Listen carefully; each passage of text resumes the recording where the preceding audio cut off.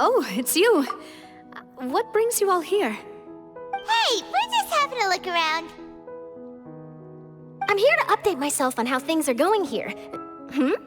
Oh, the Fatui are here too! Let me introduce you. This is Mr. Garunt Snežević. He represented the Knave in sending us a large amount of supplies, and is helping with our work. Our residents are hard at work as well. Thanks to everyone, work is progressing nicely. We've lost a lot of people, but we're moving forward. That will have to be enough. Hello, Miss Charlotte. I'm a big fan of yours. I especially like that article you wrote last year about Fontaine's stray cats. But if you don't mind, could you not emphasize our role too much in your report? It's not charity we're doing here. We just happen to share the same interests as the Spina. I get where you're coming from. I'll keep it as simple as possible. Or would you be willing to feature as friendly neighbors? That would be fine. Thanks! Oh, you're back too. How are things? We finished laying down the construction materials. It'll be another hour before the workers are able to go over there. Huh? You're here too, Clorinde? Well, her reputation's greatly risen after that whole duel business with Miss Farina. So she's here in Poisson to wait out the heat. All right. She really came here to help me out. There's too much to consider in the reconstruction of Poisson. The Spina has need of more decision-makers. And, well, I do already happen to be connected to Mr. Callis. Oh, wait just a moment. Do you mind me asking a few questions? You know, about how you felt before the duel, about what it was like facing down a god. There's lots of exciting material there, I bet. Forget it. I'm sure you can find a better theme than that, Miss Charlotte. I see you're the same as always. Couldn't you do me a favor, for Navia's sake? Well, if we're talking about doing things for my sake, you might as well just take a few more photos of me. Or of the Traveler. It's better than wasting time persuading Clorinde, at any rate. Of course I will. I'm not gonna let her off that easy.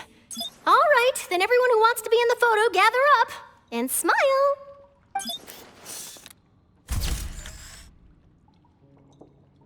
How did it go? Was it a good shot? Did Paimon look cute in it?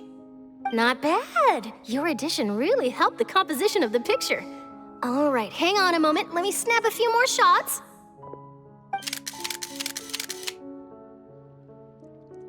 All right, that should do it. I'll be back here later anyway, so let's call it a day.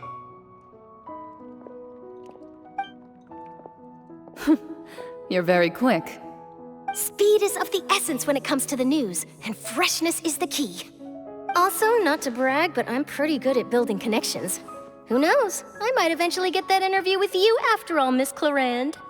Wow, you really do have that never say die spirit. I'm impressed. I'll hazard a guess that this is how you got that interview at the Fortress of Meripede. Whoa, you're well informed. Let me make a guess too. I asked Sijuin, who told Monsieur Nervillet, and he told you, right? That's a very complete information chain. In truth, all Monsieur Nervillet asked me was, when did the Fortress become so friendly towards the media? I told him that it was best not to speak too soon. There's no guarantee that Ridsley will make a personal appearance. You're right. I've got to treasure every moment I have with them. In which case, I'll be making a move first. Stay safe now. And tell me if you hear anything interesting. I'll treat you to afternoon tea in exchange.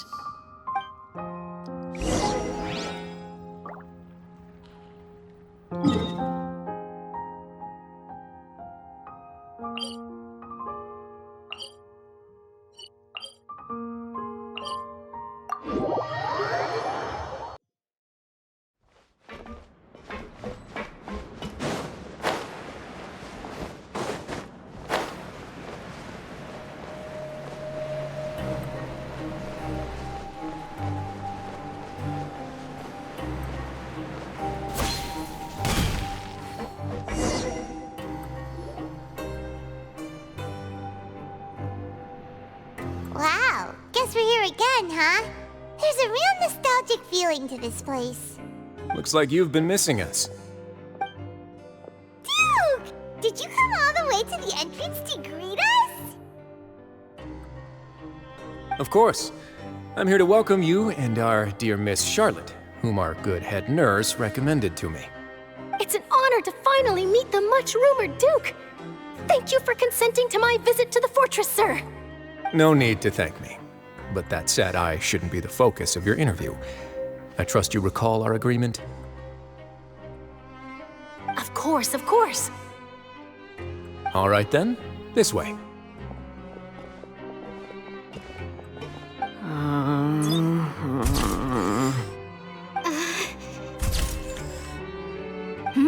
Hey, no need to be so nervous. I've already taken all the photos we need. Miss Charlotte, do these pictures really need to be published on the cover of the Steambird? It would seem that Miss Lorvine doesn't want her face to appear beside that of Mr. Jurier, Sir, please don't say things like that. But it looks like dear Mr. Jurier denies it. Might this interview be very important to you then? No, I just...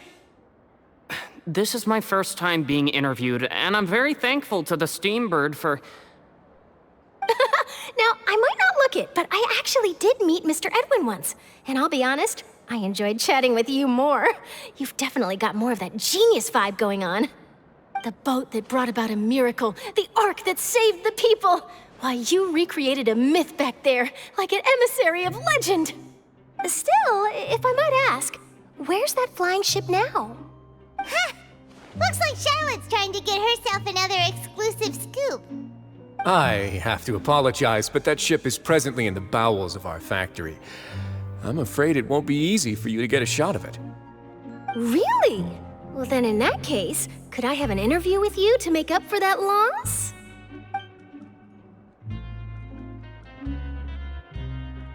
You already know my answer, I'm afraid. Best you interview our head nurse instead. Or perhaps you'd like to take another photo of this couple of researchers? Did you really have to use the word couple? Well, then, 2 solo photos will do. Is my hair messed up? Please, someone help me have a look. Things sure are getting pretty lively here. We've seen this kind of thing before. Oh, seems like everyone's here. Would any of you like to try this new drink I came up with? Ah, Siegeween. Hey, Miss Charlotte. Why don't you, take some pretty photos of our head nurse? Sure. Come on, Miss Siegeween, over this way. Let's find a brighter spot. Huh? Sure. Do I have to smile? So, how have things been at the fortress?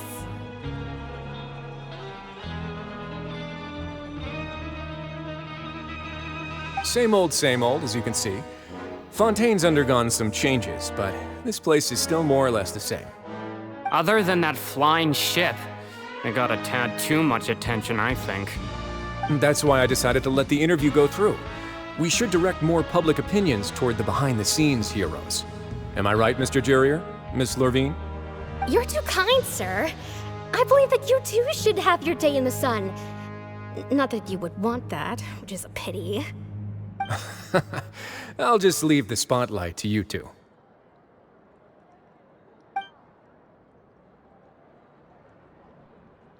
I see. Lots of things happened that day, huh? Anyway, regarding that Harbinger, I'm not sure you remember, but his 3 young followers are still waiting for his return. He sure did win them over, huh? I'll tell them that there's good news and bad news.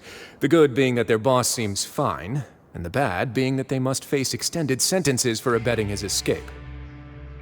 Oh, actually, what about you? Are things gonna change for you too? What change can there be? The fortress will keep chugging along, and so will my duties. As to what Miss Farina's departure will mean for the nation, and if our laws and governance will be transformed, we'll leave those to the folks in the overworld. Hey everyone, the photo shoot's done. Good. In that case, let's call it a day here. Thanks for your cooperation. Come on, Traveler, let's go. Till next time, everyone. There'll be a next time? Maybe. Who knows? I might write a story about the underwater factory next time. Until then. All right, last stop, the docks.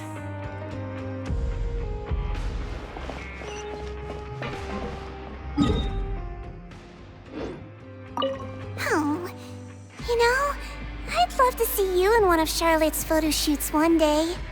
Is that really necessary? Our line of work doesn't really require much photographing. It's precisely because we don't need the picture that they'll have value as keepsakes. You don't really look all that opposed to the idea, you know. Maybe I'm just happy that I managed to once again avoid the spotlight. I think this interview went well either way. Yes, you successfully kept prying eyes away by using Mr. Jurier and Miss Lorvine as shields.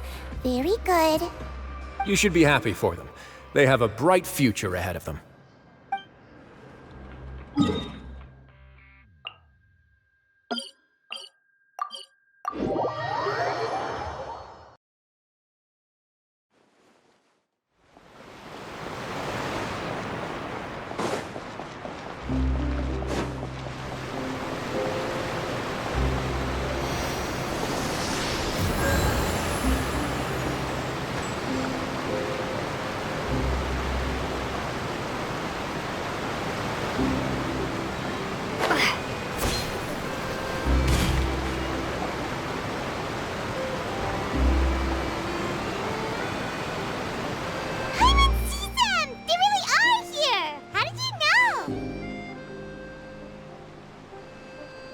Navia mentioned that she stayed in touch with Linny and the others after working together. Apparently, they've been at the docks distributing these strange pockets the whole time since. Traveler, Paimon. Ah, and Miss Charlotte, too. Would you like a magic pocket? What sort of gadget is it? It's a wondrous bag that can be used to carry many things. The water level has returned to normal, but if you see any of your things floating around, you can use this to carry them. Or you could trick a friend into doing it for you. Trick a friend? I wonder which of my friends would fall for that.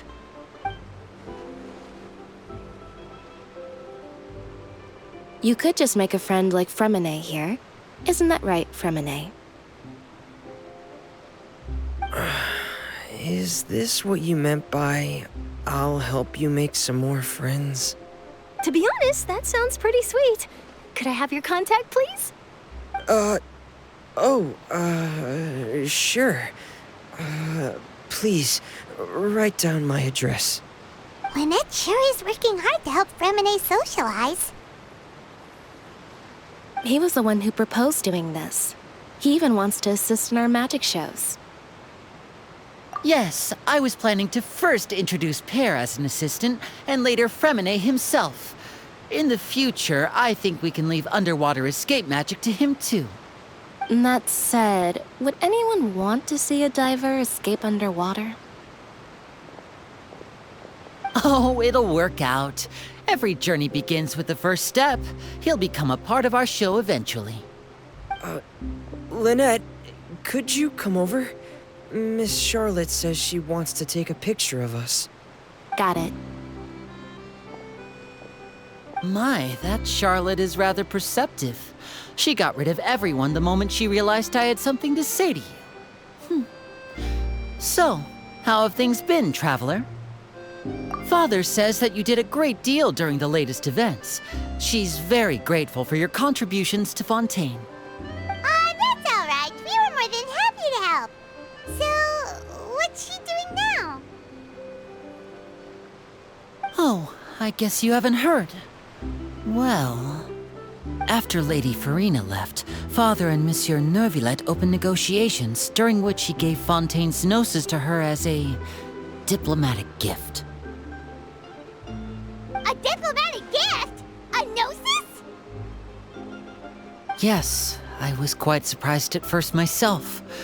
But when I thought it over, there were actually a number of things going for it. It could have been done as an apology for the incident with Lord Child, or as thanks for his help in tying the all-devouring narwhal down. Furthermore, Father did also lend significant aid to Fontaine and Poisson. Well, that's true, but this is a gnosis we're talking about. Doesn't this seem a bit irresponsible? I would agree, but I've also heard that it seems that Monsieur Neuvillette has had a significant change of heart regarding the matter. So there's some reason for this that only Neuvillette knows about? I suspect you'll have to ask him about that yourself. Ah, yes, speaking of which, I did see him strolling around the entrance to the Fortress of Meripede a while back. Isn't he real busy and stuff? Paimon didn't think he'd have the time for that. But back to the topic. The Gnosis was given to the Knave, right? What about Child? They say that he's returned to Snezhnaya to recover from his wounds. I hear that the recent disaster really did a number on his health. That's true. When you think about it, we've had loads of run-ins with the Fatui. To think we'd be allied with them this time. So shocked by such a simple switching of sides?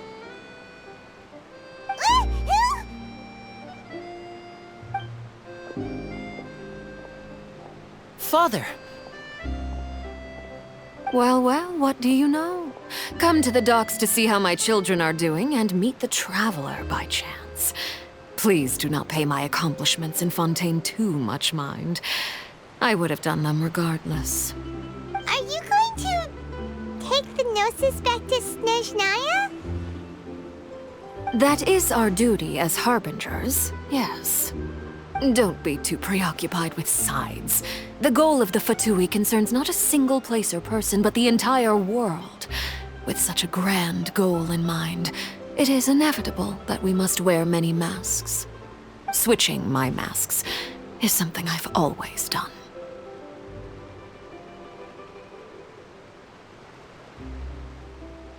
Well, that depends on many things. No one truly knows what the future holds. What good is honesty if you can't rely on it forever? As for you, I very much look forward to our next collaboration.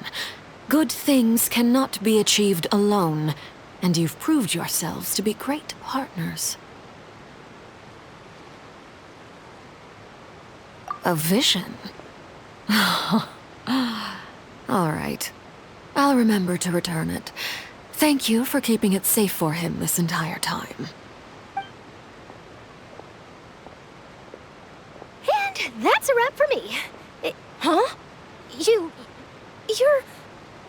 Greetings, Miss Journalist. Hello. If I'm not mistaken, there are diplomatic channels I'll need to report to take a photo of you. That is correct. So forgive me, but I will not be able to serve as a subject in your article. However, feel free to write as much as you'd like about our dear magicians and our upcoming rookie talent. I will. The sea breeze is quite pleasant. I shall continue my walk while the weather remains so agreeable. Farewell. Farewell, Father. Oh, she has such an intimidating presence. I didn't even dare to take a picture. Thankfully, I've already wrapped up all my pre-scheduled interviews. Thank you all. This'll be more than enough for me to write about, I'm sure. Don't be too nervous. Why don't you take a magic pocket before you go? Here, Traveler, Paimon, you take one too. To move things about? That's right. Funny. I was giving out magic pockets when we first met too. And what do you know? I'm doing the exact same thing right now. So many things have happened, but the pockets are still the pockets. I guess this must be life. We will all follow our own paths, and serendipity will lead you to your fated friends. All right then. We'll be handing out pockets in some other districts later, so we'll get going now. Have a good day, you two.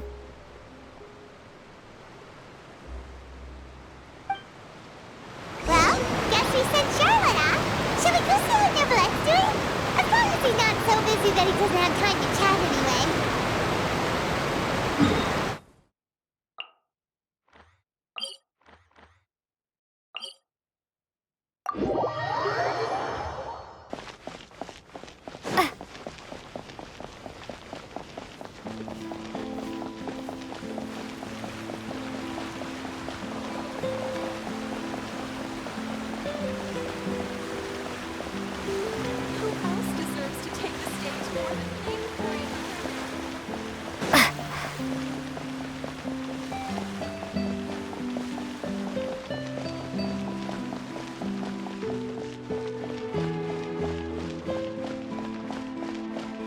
entrance to the fortress! Ooh, he really is there!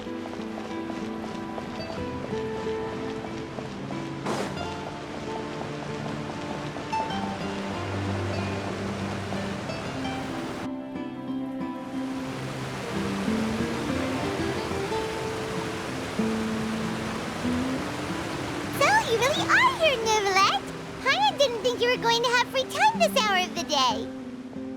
Really? Oh, I suppose you must have met Mr. Linney. He took the time to greet me earlier when he passed this way. In any case, you came at a good time. I was just considering reaching out to you to set up a meeting, so I may explain some things that I haven't had the time to before. Aw, Paimon's glad that you remembered. Thank you for keeping us on your mind, what with you being busy and all. Alright, let's have it then. How was Fontaine actually saved? The whole business is still quite the mystery to us. It is strange how words can often leave a bitter taste in the mouth when it finally comes time to say them out loud.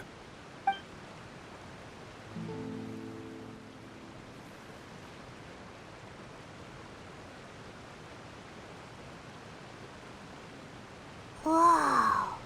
So that's what happened? Focalor destroyed the divine throne of the Hydro Archon and restored your power to you, transforming you into a fully fledged elemental dragon sovereign. But Paimon still doesn't quite get what you did to save the Fontanians from dissolving. For me, the authority of the ancient dragons refers to absolute control over the hydro element. Fontanians were incomplete humans born of Egeria's use of the power of the primordial sea, with constitutions similar to that of mimics.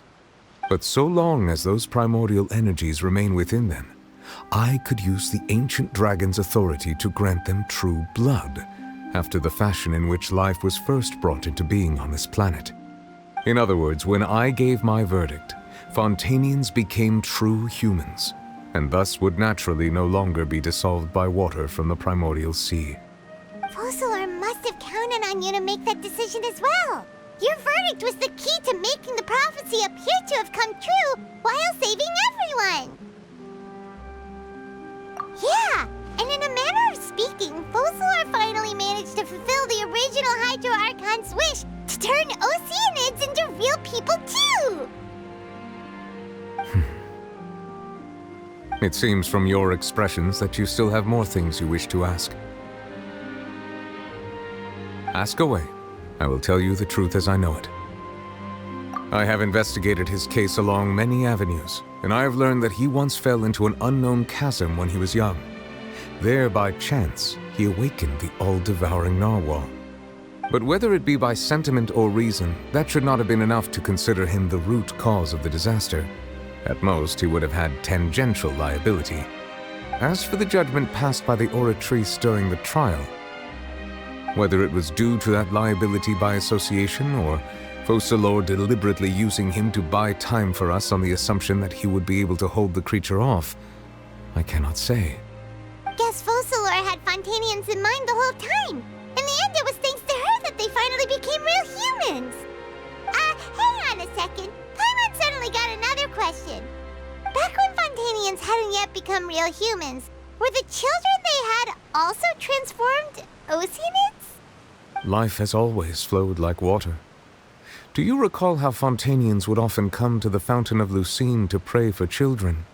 Yeah, Lynette said the fountain is where all the waters in Fontaine converge. In truth, even those couples did not know that such prayers were no mere custom, but instead a form of ritual. Those Oceanids who were blessed within the spring water would later descend as new humans in the coming months. Paimon sorta gets it now. Either way, seems like this ritual won't be of any further use, but it'll probably live on as a local custom. Ask away. I will tell you the truth as I know it. Yeah, about that. Risley said Farina has already left. What's that all about? Ah, Lady Farina. The people are only aware that her death sentence has not been carried out. She abdicated the post of Hydro Archon and left affairs related to that title to me, before leaving the Opera House. I related Focalor's words to her faithfully and completely. After hearing them, she seemed neither saddened nor comforted. She simply said that she was tired and needed to rest. Having said that, she then packed her things and moved out of the opera house, not unlike how an ordinary person might. But she's still got a place to stay, right? You need not worry. I will make arrangements to ensure that she will not want for food, clothing, board, or travel. In truth, I am somewhat happy for her. The wear and tear on her spirit will, of course, take time to heal. But now that she no longer has to play the role of Focalor the Hydro Archon, she can finally lay down her burdens and lead a normal life. What about you then? What are your plans now that you've regained your full powers as the Hydro Dragon? After Focalor passed on, the Oratrice also ceased to function. This matter will directly affect our trials. After much careful consideration, I've decided to take over its role in our courts.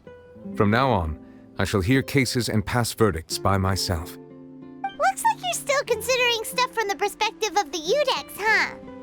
As an elemental dragon, there are indeed many things that I must do. But this power and this duty, in a manner of speaking, you could say that both were granted to me. As such, before I attend to my other responsibilities, I must first and foremost continue to serve Fontaine as its highest judge. The duty of the Hydro Sovereign and the duty of the Udex shall coexist within my person. Additionally, the Hydro Archon's departure has brought about another problem, which is that the Opera House shall no longer produce indemnitium. That's true. That power was derived from the people's faith in the Hydro Archon, wasn't it? Wait, but the various mechs and machines in the city are all still okay. Where are they getting their energy from? As I am now, I have full command over New Musia, and it can serve as a complete substitute. Another reason why I cannot quite leave Fontaine immediately. Wow. This ancient dragon's authority stuff is really quite useful, huh? Ask away. I will tell you the truth as I know it.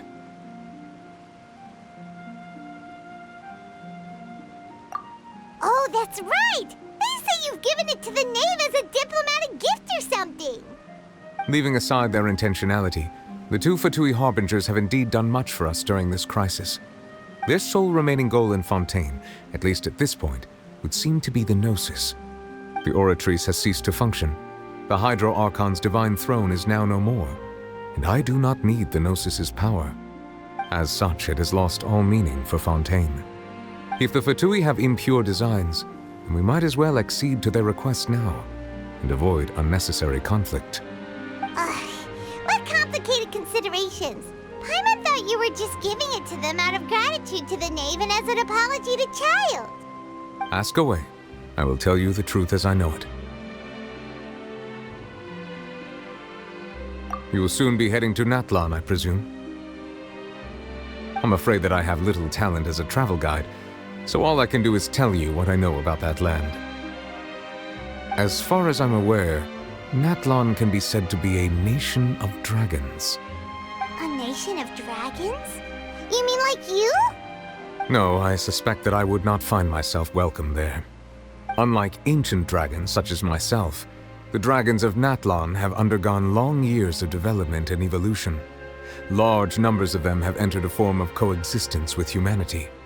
Natlan is also the nation of war. War ravages those lands like an undying flame. There is one other piece of information I got incidentally from my negotiations with the knave that I believe may be useful to you. The Harbinger known as the Captain has thrown his hat into the endless ring of war. The Captain. Sounds like a real tough customer. Seriously, everywhere you look, there's a Fatui Harbinger doing their thing. I suggest that you fully prepare yourself before going to Natlan. In the meantime, Fontaine's doors will always be open to you. Ask away. I will tell you the truth as I know it. Hang on a sec. Paimon's still got a question about the Gnosis. When we spoke to Linny earlier, he mentioned that your attitude towards giving away the Gnosis had clearly changed. We guessed that there might be some reason for it that only you were aware of. No wonder the House of the Hearth is the Fatui's intelligence division. They are certainly sharp. So regarding this specific issue, I was just getting ready to share something with you.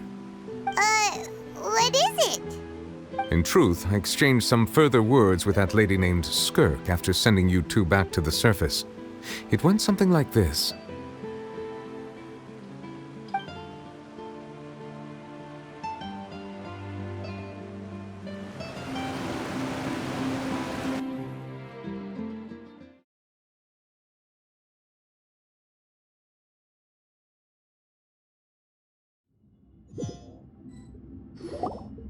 Well, we're going to head topside to see what's going on. You hurry over soon as well, all right, Nervalet? What next?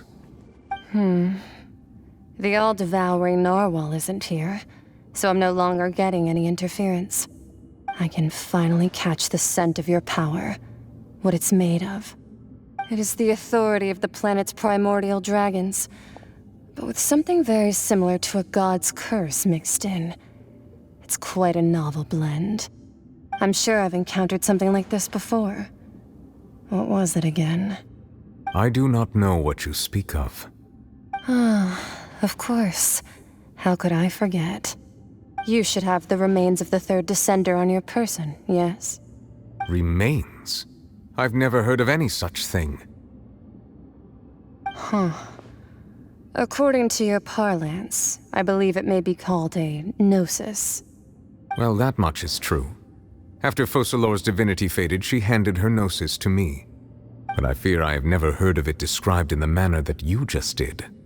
I've been training with my master, the Foul, ever since I was young, and I have never returned to the surface since. So most of the information I possess, I got from him. It is only natural for those who are greater than humanity to possess a different sort of common sense, which is why there are so many problems in our attempts to communicate with humans. Regardless, you should probably get rid of objects of misfortune to prevent any disasters from befalling you. To live in itself is a blessing. But once a person dies, the bonds he once had with this world shall all turn to curses. What do you mean by that? No need to fret. These are just my personal thoughts, and my reason for no longer wishing to return to the surface. This third descender you refer to, who are they? And when did they die? Master never mentioned them to me. Perhaps it just wasn't that important for me to know. If you're interested, though, I could ask him. I'll be sure to pass the answer on to you next time.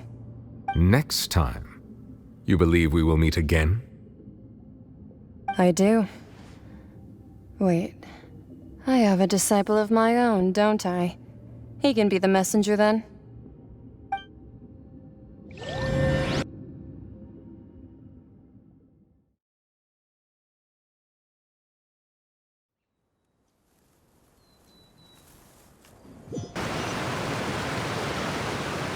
That's what she told me. Whether it would prove useful or not, I wanted to pass that information on to you. The remains of the third descender? So that's what the Gnosis actually are. Paimon just thought they looked like chess pieces. How could they be a person's remains? All the same, assuming that there was no misunderstanding or special metaphor at play, that is what she meant to say. And she said that it would bring misfortune and that you should check it, which is why you gave it to the Fatui.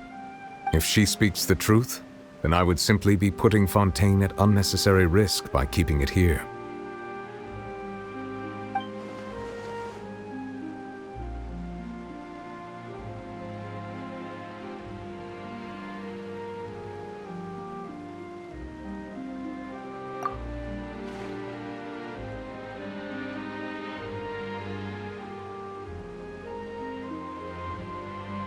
I had guessed that you might already be familiar with this concept, but I did not expect you to be one of them. That means that the Gnosis, which are exceedingly element-compatible and can even enhance elemental abilities, do indeed come from the third descender. I wonder, does your body also possess similar properties? Like being able to use elemental powers without a vision. That does sort of count as special compatibility, right? No, let's not think about this stuff right now. It just feels creepy. Comparing the Traveler to the dead third descender and all? That's what you say, but this topic still feels like bad luck. Once Child recovers, let's get some more answers out of him. Or go look for his master and get the answers that way. I too believe it unwise to make too many blind guesses when information is lacking. The same is true of being at court. All right. Whatever the case, it seems like the crisis here in Fontaine's over for now. Yes. All of Focalor's efforts were for this moment as well. But she sacrificed herself in the end as a god, and she suffered through all those years as a human. Was that really what she wanted? I suppose that would be the mystery of a god's will. I suspect not. But once in a while I too would guess that if wishes were like the clouds in the sky, they will one day return to the earth as raindrops. Life flows like water, and rain is the final answer. The water levels may sometimes tilt one way or another, but the rain falls fairly upon all. And what ultimately is the difference between the rains that fall upon all of us?